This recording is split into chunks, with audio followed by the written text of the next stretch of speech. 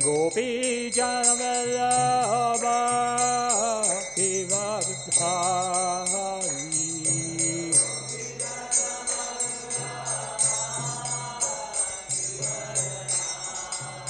Yasodhananda Vraja Janardhanjana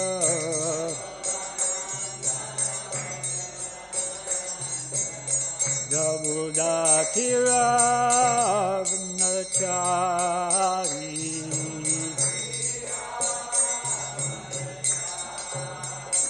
Jaya Radha Madhava Kunja Bihari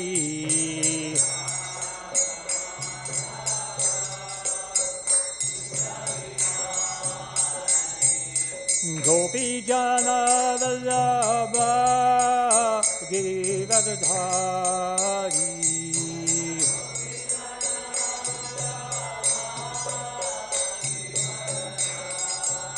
Yasodhananda Vraja Janardhanjana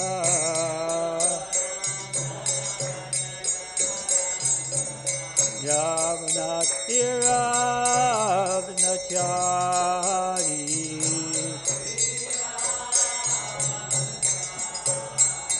Jaya Radha Madhava Kunja Bihari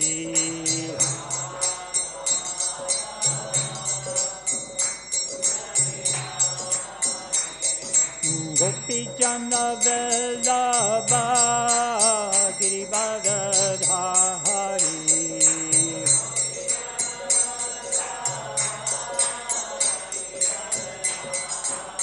Yasodhananda Vraja Janardhanjana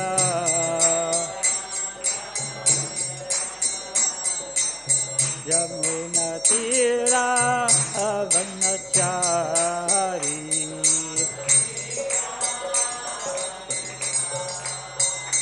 Jaya Radha Madhava Kunja Bihari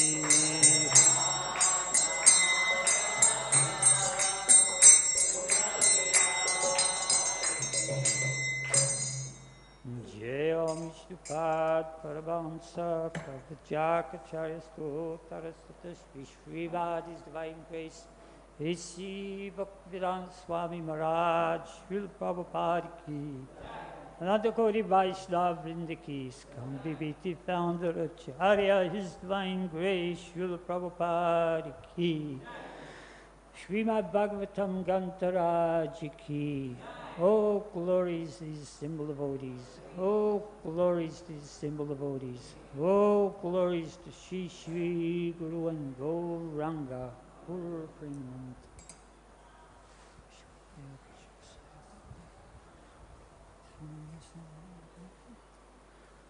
Om Namo Bhagavate Vasudevaya.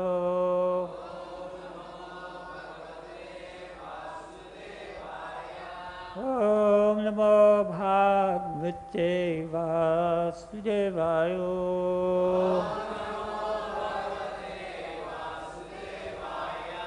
Om Namo Bhagavate Vasudevaya.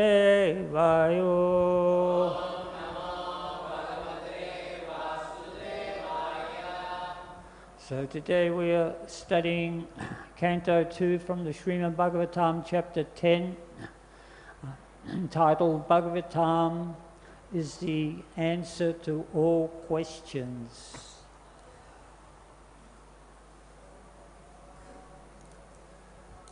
Puruṣo.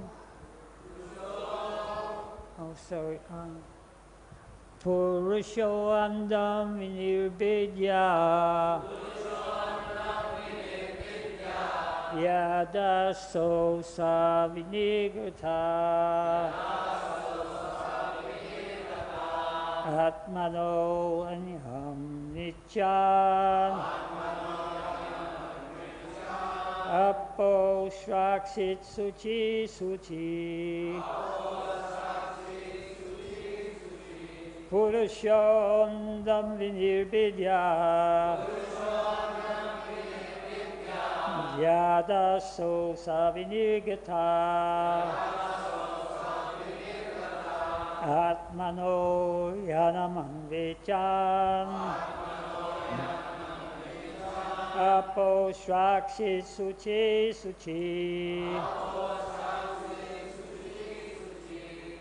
puruṣa.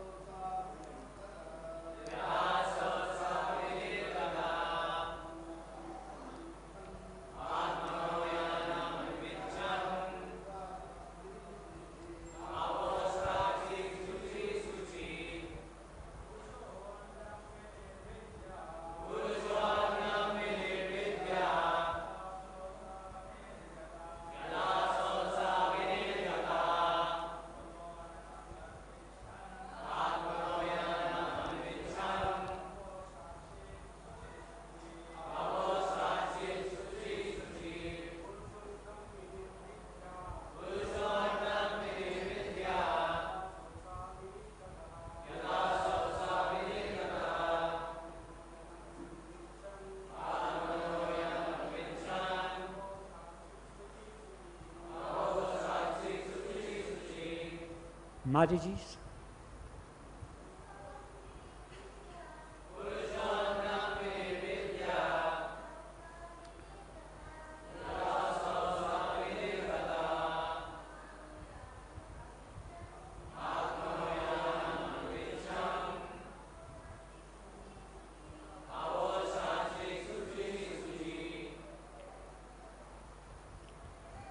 Puruṣa, the Supreme Person, Paramātmā, ṇḍaṁ, the universes, vinirvidya, making them each separately situated, yadā, when, asau, the same, sa, he, the Lord, vinirgataḥ, came out, ātmano, of himself, yanam, lying in place, anvicchann, desiring, apa, water, srākṣīc, created, chuciḥ, the most pure, śucīḥ, transcendental. Translation.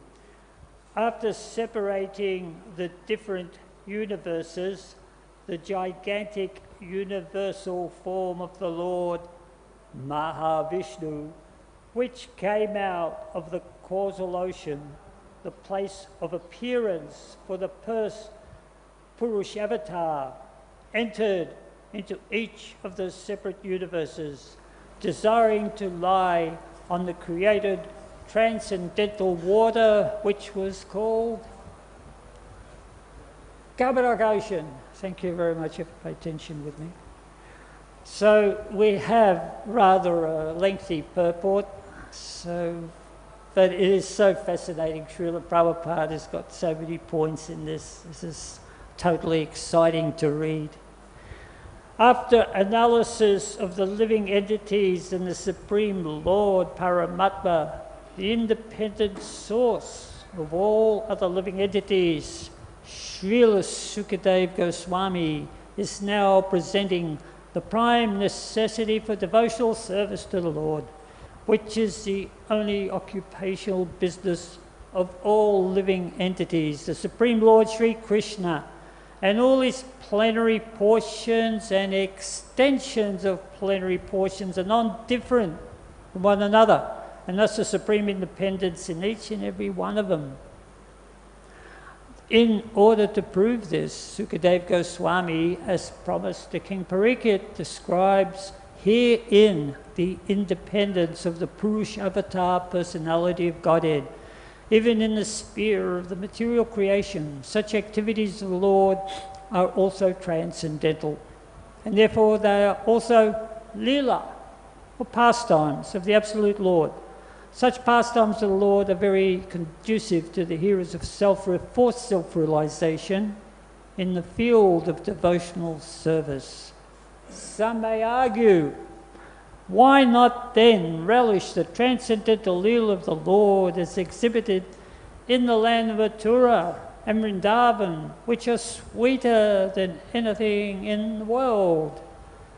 Śrīla Viśvanātha Cakravartī Ṭhākura replies that the pastimes of the Lord in Vṛndāvana are meant to be relished by advanced devotees of the Lord. Neophyte devotees will misunderstand such supreme transcendental activities of the Lord, and therefore the Lord's pastimes in the material sphere relates to creation, maintenance and destruction, very relishable by the prakrita, or the mundane devotees of the Lord. As the yoga system, mainly based on bodily exercises, is meant for a person who is too much attached to the bodily conception of existence, similarly, the Lord's pastimes related to creation and destruction of the material world are for those who are too materially attached. For such mundane creatures, the functions of the body and the functions of the cosmic world through physical laws in relationship with the Lord are also therefore included in the understanding of the lawmaker, the Supreme Personality of Godhead. The scientists explain the material functions by so many technological terms of material law, but such blind scientists forget the lawmaker. The Srimad-Bhāgavatam points out the lawmaker. One should not be amazed by the mechanical arrangement of the complicated engine or dynamo, but one should praise the engineer who creates such a wonderful working machine. This is the difference between a devotee and non-devotee. Devotees are always forward praising the Lord, who directs the physical laws. In Bhagavad-gītā 9:10, the direction of the Lord upon material nature is described as follows. This is page 1. How are we going?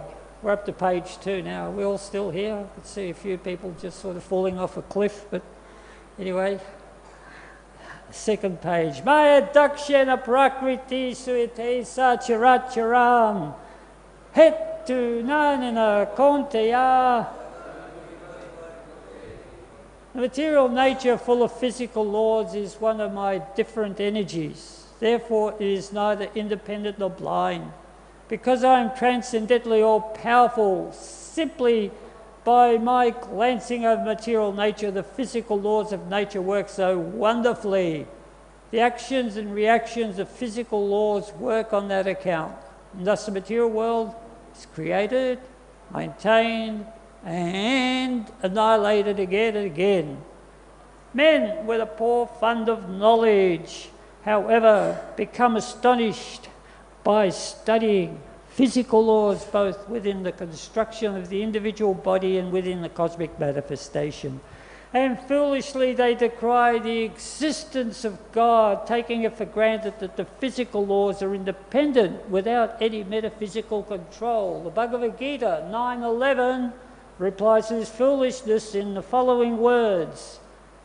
Avajananti mam mudha man sim tanumashrita param bhavam jananto. The foolish men, the mudas, do not know the personality of Godhead in his eternal form of bliss and knowledge. The foolish man thinks of the transcendental body of the Lord as something like his own, and therefore he cannot think of the unlimited controlling power of the Lord, who is not visible in the acting of physical laws. The Lord is, however, visible to the naked eyes of people in general when he descends by himself, by his own personal potency. Lord Krishna incarnated himself as he is and played very wonderful parts of the Lord himself. And the Bhagavad-gītā concerns such wonderful actions of knowledge, yet foolish men will not accept Lord Krishna as the Supreme Lord. Generally, they consider the infinitesimal and finite, there's an IN dash next line. Infinitesimal and infinite features of the Lord, because they themselves are unable to become either the infinitesimal or the infinite. You go, what? But one should know that the infinite and the infinitesimal sides of the Lord are not His highest glories. The most wonderful manifestation of the Lord's power is exhibited when the infinite Lord becomes visible to our eyes. It's one of us. Yet His activities are different from those of finite beings. Lifting a mountain at the age of 7 years, marrying 16,000 wives in the prime of his youth are some of the examples of His infinite energy. But the Buddhas, after seeing them or hearing about them, decry them as legendary and take the Lord as one of them. They cannot understand that the Lord Śrī Kṛṣṇa, although in the form of a human being by His own potency, is still the Supreme Controller with full potency as the Supreme Controller. When, however, the Buddhas give submissive and oral reception to the messages of the Lord, as in the Śrīmad-Bhāgavatam or in the Śrīmad-Bhāgavatam, as in the Srimad, Bhagavad-gītā, or in the Śrīmad-Bhāgavatam, through the channel of disciplic succession, such Buddhas also become devotees of the Lord by the grace of His pure devotees. And for this reason only, either in the Bhagavad-gītā or in the Śrīmad-Bhāgavatam, the pastimes of the Lord in the material world are delineated for the benefit of those men with a poor fund of knowledge. Om Agnati Mirandasya Chananjana Salakaya Chakshur Militam Yena Tasmei Shri Gurave Namaha Mukam Karori Vachalam Pangam Langate Girim Yat Kripatam Aham Bande Shri Gurum Dinatarinam Durga Me Padimendasya Skalat Pati Gatimaho Shrakripa Yusta Danena Shantu Shantu Avalambanam. So I'd like to show my gratitude for being allowed to be able to deliver Bhagavatam class in such a magnificent place as Sri Mayapur Dham in front of all these great assembled devotees, and ask for your blessings that I may be coherent throughout the lecture. Hare Krishna. So here it's quite a long purport. There's a few points, but as we have been discussing in the previous texts, Srila Prabhupada goes away from just the scientific explanations of the different puruṣa-avatars, but he does make a very important point at the start of the purport, that Krishna's plenary portions and the extensions of his plenary portions are all non-different from each other. And therefore supreme independence is guaranteed in every one of these portions.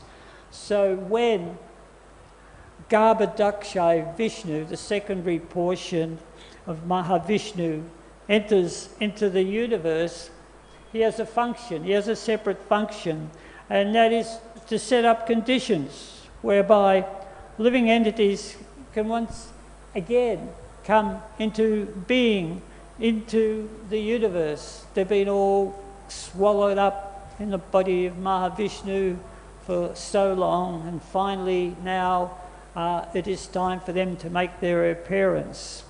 So as they make their appearance, there is a set of guidelines for them to follow. And those guidelines, there in chapter 3 of the Bhagavad-gītā, text 10.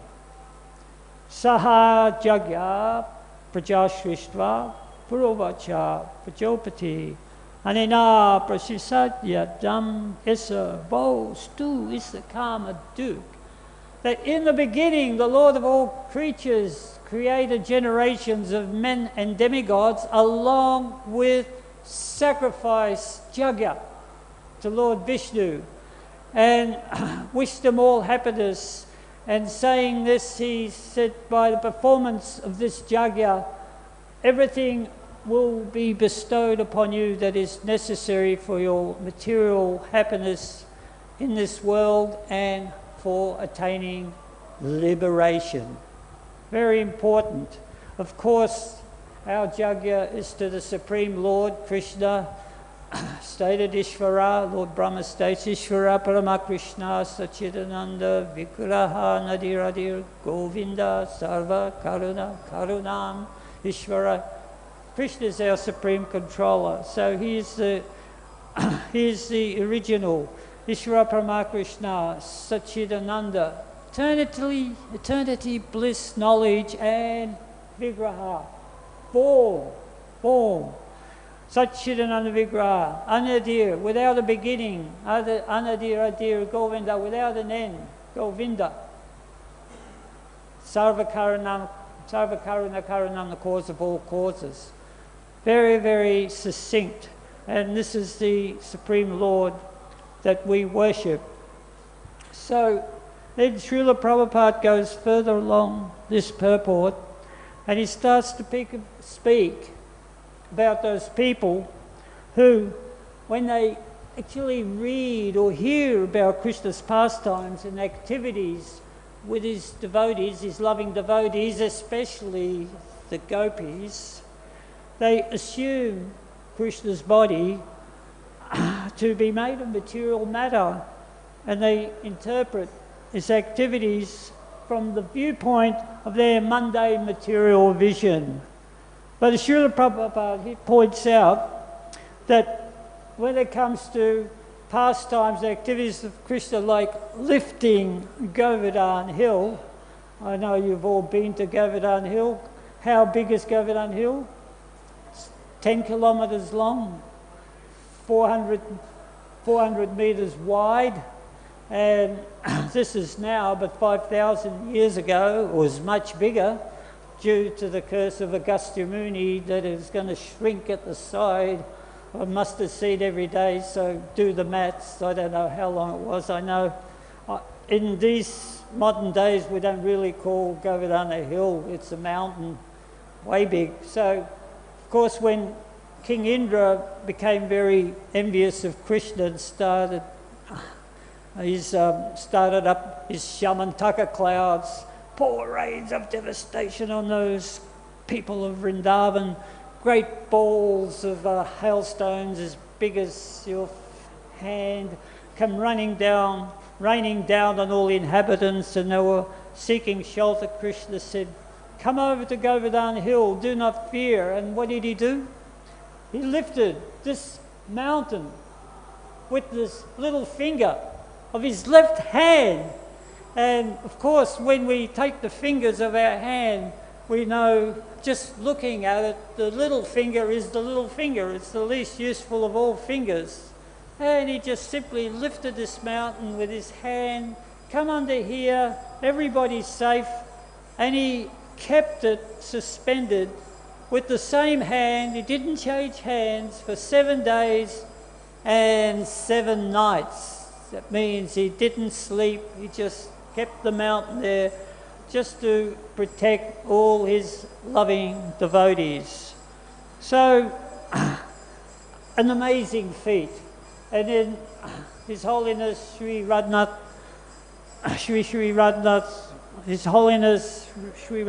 Śrīla finally got it.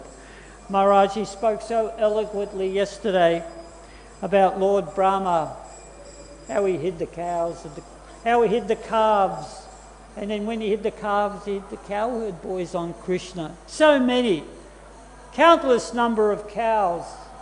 It is said that Krishna used to look after 900,000 calves, right? And then the numbers of cowherd boys. So what did Krishna do?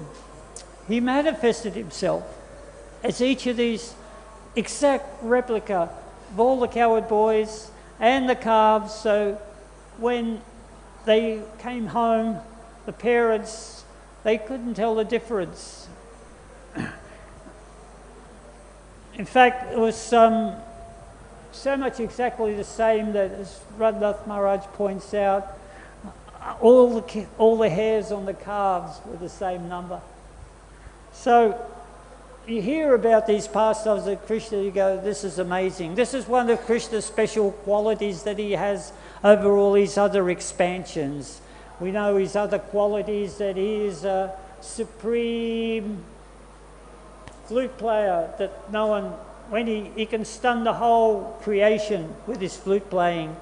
He attracts so many wonderful devotees and he performs so many wonderful pastimes that nobody else can copy. So, but when the foolish people, when they read about these pastimes, what do they say? It's all imagination, all myth. It's mythical, right? I'm just laughing because my son says that to me. He's studying science. It's rather sad. He's a scientist. He goes, one day, Dad, you're going to wake up to all this and you know that it's all a myth. Don't argue. So when they hear about Krishna's rasa dance with the gopis, then they jump to their feet and say, well, this is immoral according to their standards. And they point the finger at the devotees saying, how can you teach morality when your God is immoral? There's a story about Bhaktisiddhanta Saraswati Maharaj. He was told by some of his disciples that in Vrindavan, a Christian priest had come to Vrindavan and accused Krishna of flouting Vedic principles by dancing with others' wives. And no one was able to refute his comments. Srila Bhaktisiddhanta made the statement that Vrindavan is full of neophyte devotees. I also come across a distinguished British comedian who decided to go on an adventure through the Himalayas. He went to Nepal, he went to Tibet, and then he came to northern India.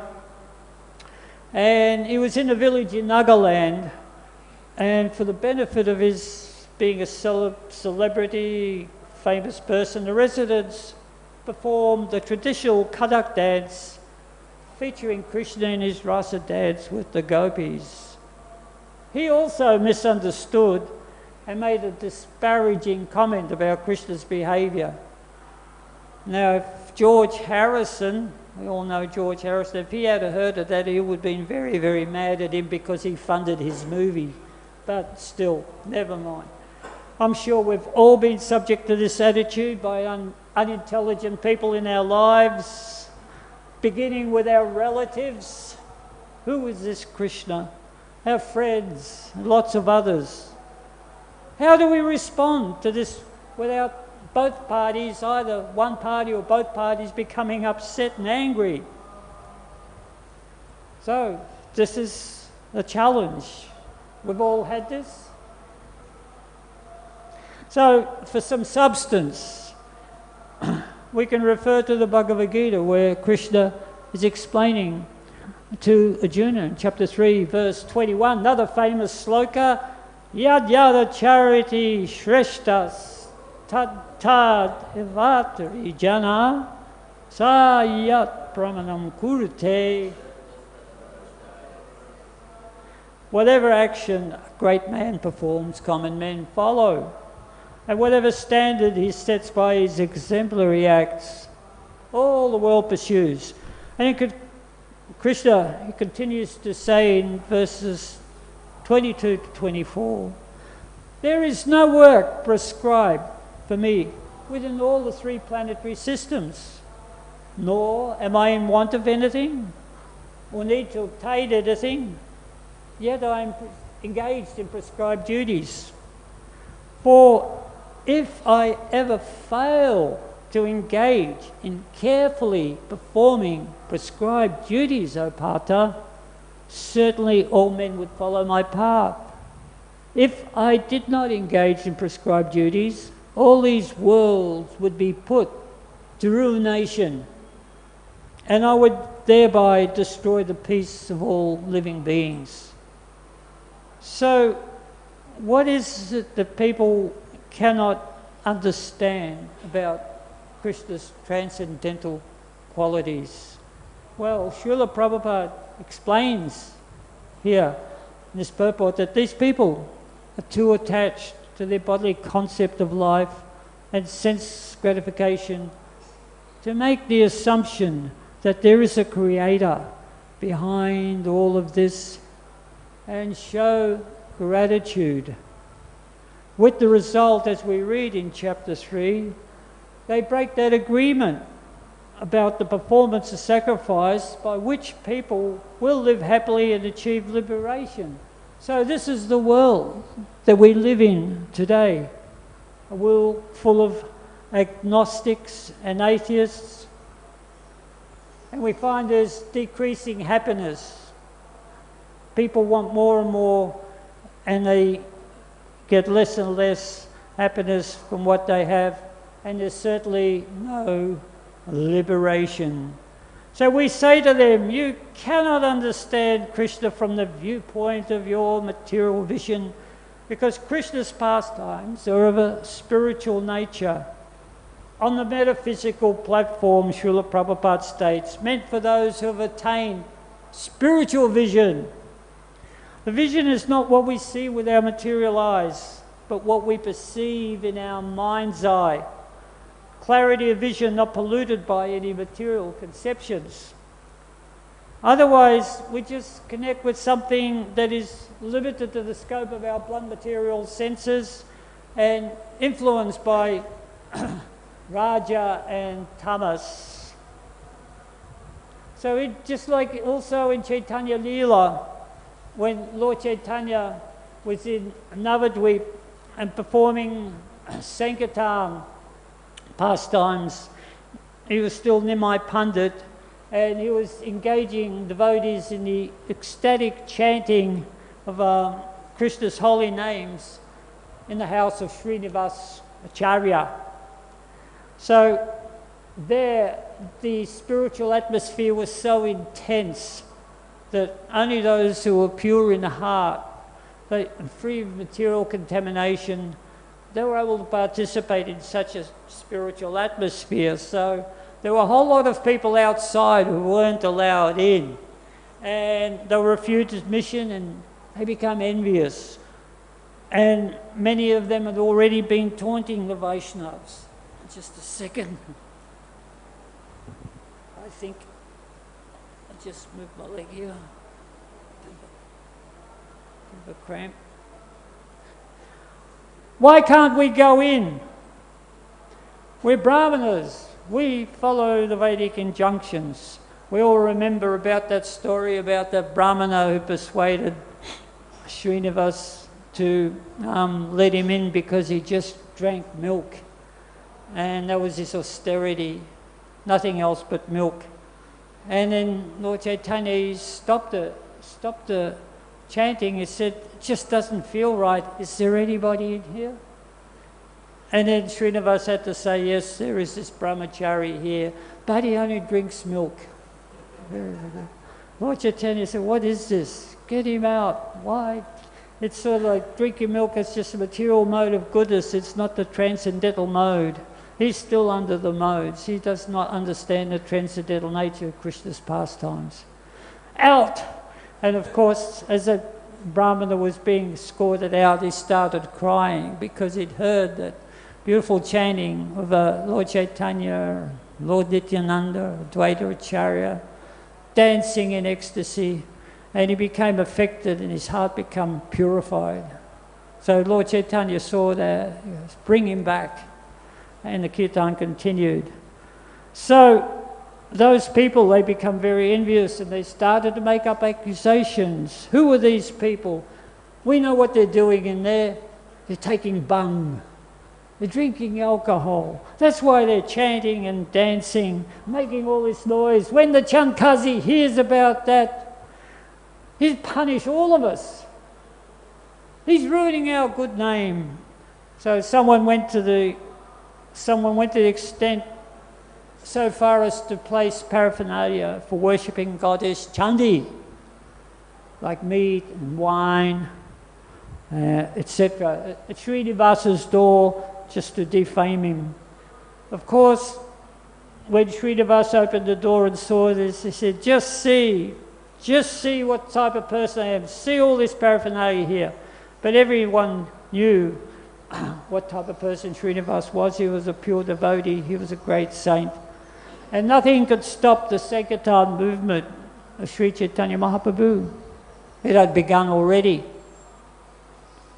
So factually it was Lord Chaitanya who explained this Parikya Rasa, the highest form of love of Godhead, to restore with devotees Rupa and Sanatan Goswamis.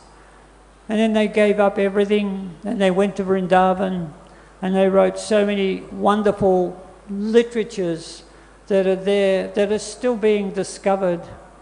In the last 20 years, we've had so many beautiful volumes that have been translated for our benefit, speaking about the wonderful pastimes of Radha and Krishna and the gopis.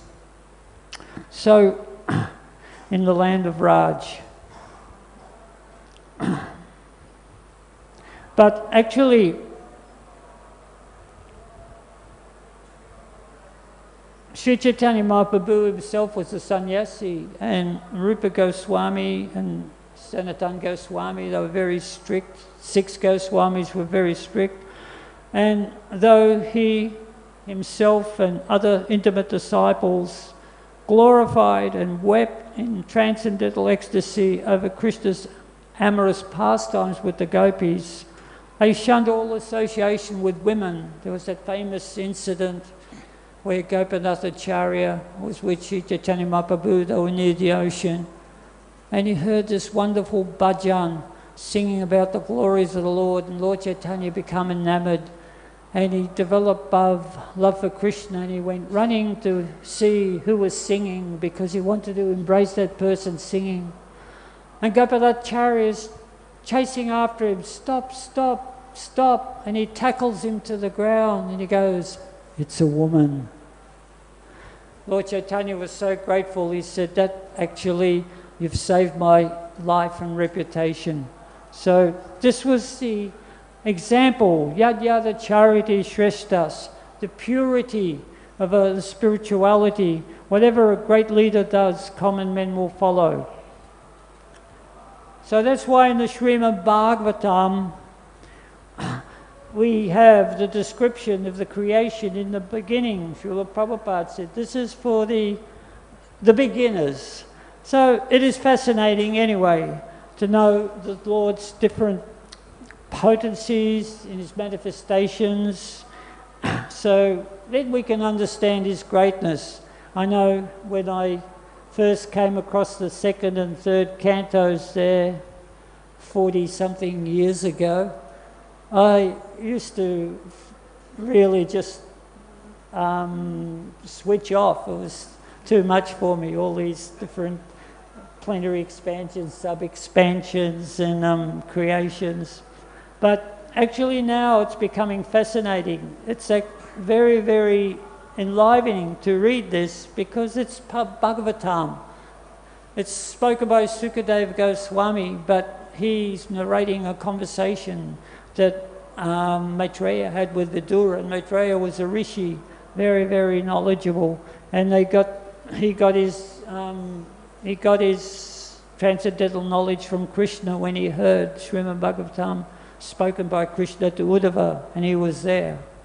So just like here, so we can understand Lord's greatness from this Bhagavatam. So just like in this material world, it always makes sense to know something about a person's achievements and attributes before we get to know the person themselves. So some person comes and we have to, say you're an employer, you have to employ some person.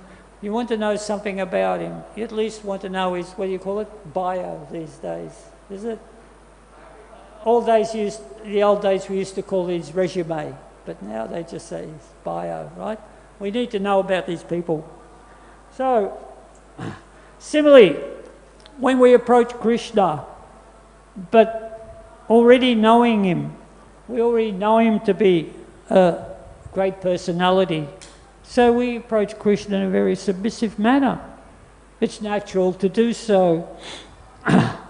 In normal material life anyway, we show respect. Some person comes, great big dignitary, sirens going, 3 police cars, the army gets out, the dignitary comes out, and he expects a garland, right? He expects to be treated because he's the man of standing. So that is normal, whether you're a politician or someone else who's famous. So what to speak of Lord Krishna? So in Bhagavad-gītā again, we are told, Tadvidi panipratina paniprasyada sevaya upadekshati taganam. Just approach a spiritual master for service. Try to learn the truth, because the spiritual master has seen the truth, and the truth is Krishna. And then Srila Prabhupada in his purport, he doesn't stop. He actually begins with that sloka, avajananti mammudha, right? So that foolish person who can't go beyond that concept that Krishna's body is of the same material substance as his. Srila Prabhupada had a name for them. I think we might have seen the name quite a few times. It's one of my favourite little sort of jingles, the Mundane Wrangler. You ever heard, Prabhupada? The Mundane Wranglers.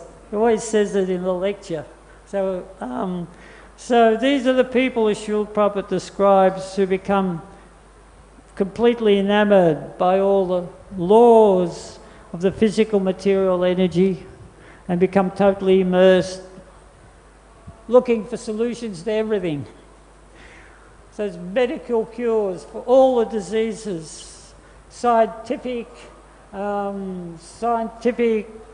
breakthroughs on the God atom, on the creation, where we came from, interplanetary travel and immortality.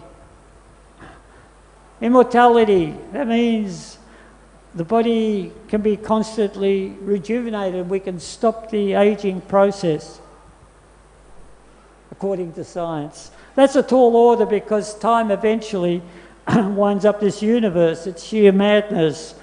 Just as they say, the only thing certain in this material world is the death rate. 100%. Right? But the scientists, they always have some new theory that they break through, and they put their hand out for money for the government. And we are achieving so much, and give us some more money, just like the Hadron Kaleidoscope Collider or whatever. By the time they built it, it didn't work. They wanted to build a bigger one for billions of dollars. So Prabhupada calls it post-dated blank check. You heard that? Post-dated blank check.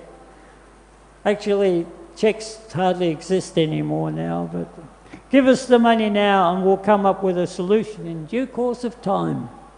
So actually, Prabhupada told a story. He gave us a play that we all did in the temples in the old days.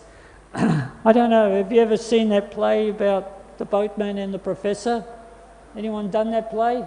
Anyone seen that play? Anyone hasn't seen that play? It used to be in every temple, year after year after year, we used to do that, about the professor and the boatman. big professor has to row across the river, got to go to Navadvip. Boatman, row me across the river.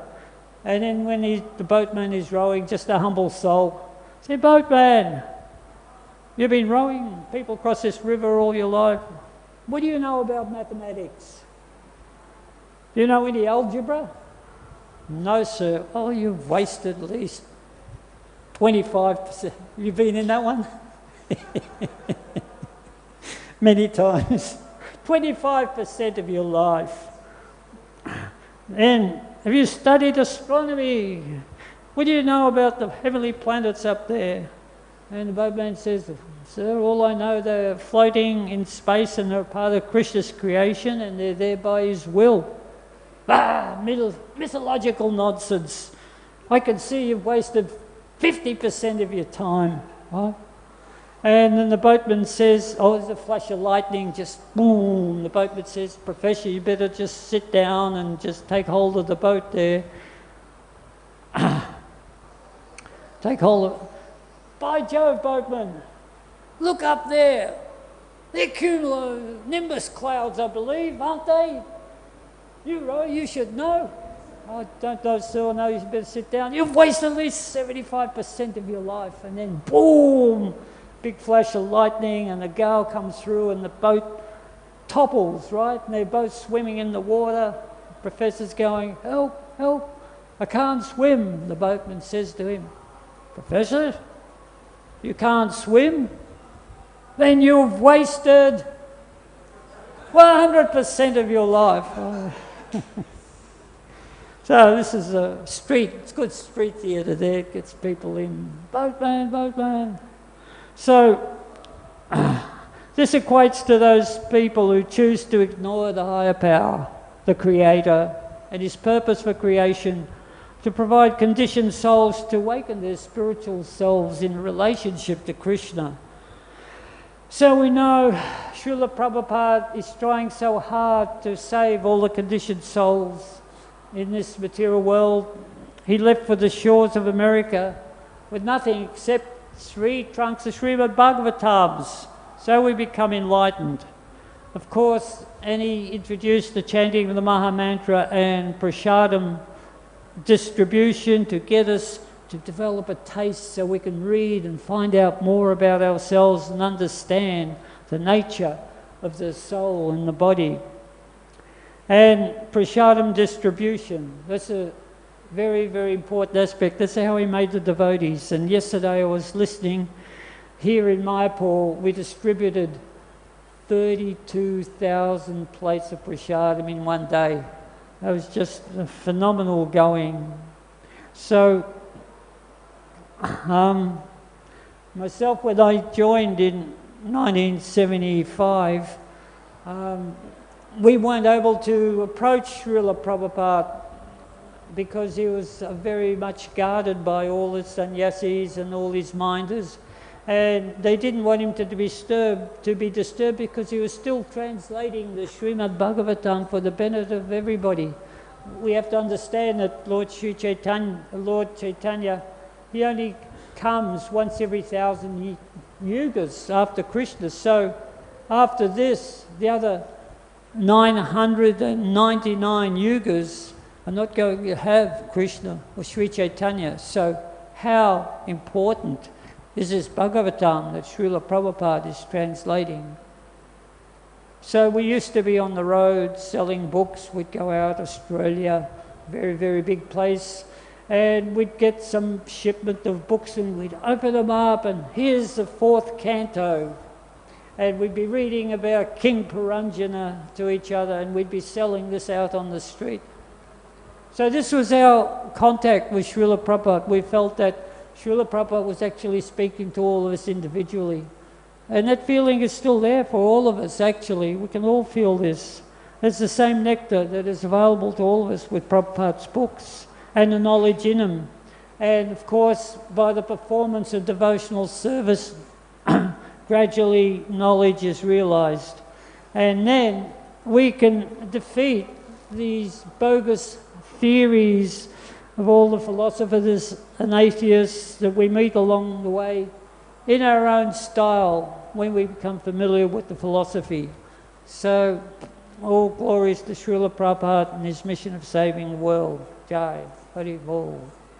Finished a bit early, but would anybody like to make a comment or ask any questions?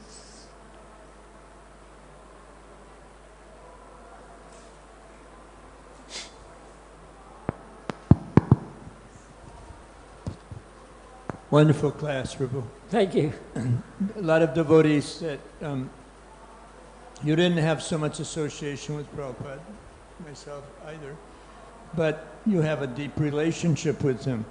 So there are many devotees in our movement now that don't understand that they can actually have a deep, loving relationship with Srila Prabhupada. You brought this up just at the very end of the class. And I'm wondering if you could elaborate on how that can take place. Thank you very much. Yes, so in the beginning, after Prabhupada left, we had some, maybe some misconception of Prabhupada's greatness as founder Acharya. And then, as you know, we experienced our difficulties, more and more we took shelter of Srila Prabhupada, and then we realized that these books of Srila Prabhupada's, they're the Yuga Dharma, and they're there. So whether as Prabhupada is here in his Vani or his Vapu, he's not here anymore, his physical presence isn't here, but he's here in the books. And so therefore all the spiritual masters that have succeeded Srila Prabhupada, they are using Srila Prabhupada books. So Srila Prabhupada, in relationship to all of us, is our Shiksha Guru. So when I joined Srila Prabhupada, he was my Shiksha Guru and my Diksha Guru. So now the Diksha Guru is gone, so we have other Diksha Gurus, but still we have so many Shiksha Gurus, they're the instructing Gurus that help us on our path of devotional service. And all these Shikshas, they actually depend solely on Prabhupada's books for knowledge, that all the basics are there. So therefore, as we sort of go further year after year after year in this movement, it gets greater. We just seem to sort of understand the fact what Prabhupada was trying to do. He had this vision, and we're still a part of this vision. We're still growing. It's only 50 years old. We're all a part of it. And after 100 years, you'll still be here. I won't be here. It'll be fantastic. Huh? So, and still, Srila Prabhupada is going to be glorified. So this is the mercy of the Parampara, the disciplic succession. So Srila Prabhupada is your grandfather. And so the grandfather is always merciful. To some degree, we have a relationship that Srila Bhaktisiddhanta Saraswati Maharaj is our grandfather. And he was a lion guru. Very, very, very... People were afraid. He'd be chanting so loud, Hare Krishna, Hare Krishna. No one would come near him. The Shringa Guru, right? But then you can imagine as a grandfather, he'd be very soft to his disciples. I once had a dream like that about Bhaktisiddhanta Saraswati. Jai. Thank you. Anyone else? One other point that I had in regard to developing that relationship with Prabhupada, the books are there and we should take them deeply into our hearts. But when we really try, give everything we can to push on his mission, we can experience his reciprocation. That's what I've found over the years. And there's a particular, you can all, this is an easy shloka to remember, 10.28.48. Okay? And it describes how when the Acharya comes, he brings order out of disorder. Okay, and this is what Prabhupada did. And I'm now reading the Srila Prabhupada Lilamrita, you know, and the whole development at 26 2nd Avenue. It's just mind-blowing, you know, how he brought these devotees in. And I just read, I woke up real early this morning, and read how the first love feast was cooked, and how Prabhupada started working on the night before. There was something like 25 preparations, and then he started first thing in the morning, and they were working non-stop, you know, and they had a whole construction, like a conveyor belt, you know, to put everything together. So bringing order out of disorder, okay, he turned all the hippies into happies, but now we're seeing, you know, Ambarish is leaving today for England to fundraise with Jananivas. They collected $12 million in 1 month in America. What to speak of what they'll be able to do in the UK, because more developed congregations with more taka. And so TOVP is going to go up. It may even happen, that was what was holding it back, the money. But now the money's coming, so it may be that within a year, the full TOVP, maybe not quite that soon. A lot to go. Yeah, but it's going to go fast. So the point, you know, so there's that. And then after Prabhupada left, there was some disorder. You mentioned that. And so the senior gurus like Dharpataka Swami, Bhakti True Swami, Radhana Swami, Gopal Krishna Maharaj, they kind of glued our movement back together. And you know, I made a point, I had a meeting with Dharpataka Swami after the Calcutta Rath Yatra, and I glorified him because he said, you senior gurus glued our movement back together so it could go on in a reasonably stable way. But what will happen when you leave? It may even be worse than it was after Prabhupada left. And he completely agreed with me. So he said, if we don't, you know, and I said, if it may even be worse if we don't, if devotees throughout the movement don't accept Srila Prabhupada as their preeminent Shiksha Guru and experience his love, experience his reciprocation. And so he completely agreed with that. And he said, if we don't do it now, it will be very difficult to do after we leave. So it's super important that we are on this mission of bringing order out of disorder and just keep it going, you know, so that Prabhupada's the mission that was given to him by his Guru Maharaj, and we take that mission on and try really hard to fulfill that, you know, and all the Diksha Gurus, they want the same thing. So, and then Radhana Swami, the co-directors gave me this service, you know, of trying to get this established in Mayapur. And I brought it up with Radhana Swami, and he said, Namaswami Prabhu, I thank you from the core of my heart for taking up this service. And he wanted to know when he could participate, because we're going to have like monthly events here. And then we'll spread it around the world once we get it going here in the world headquarters, Sridham Mayapur. So that reciprocation, and you just experience Prabhupada's love when you work really hard to push on his mission. This is my realization after many years of trying to do this. And it gets deeper and deeper and deeper, that relationship. And the reciprocation becomes more and more profound if we try harder and harder to push on this movement. Thank you, Prabhu. Thank you so much. Jai. All glories to Srila Prabhupada. All glories to Śrīla Bhāgavatam. Jai.